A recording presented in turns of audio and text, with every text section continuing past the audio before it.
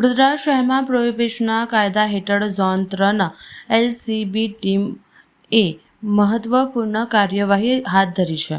પોલીસે મળેલી બાતમી આધારે આજવા તરફથી વાઘોડિયા બ્રિજ થઈ તરસાલી તરફ જતી હ્યુન્ડાઈ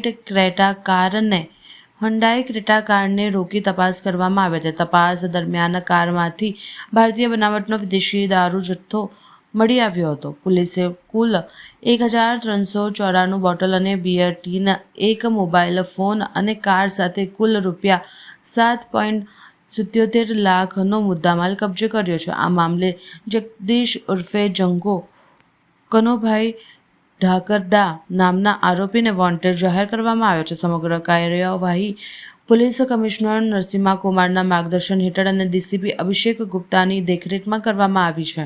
પોલીસે પ્રોહિબિશન એક્ટ હેઠળ ગુનો નોંધાવી વધુ તપાસ હાથ ધરી છે.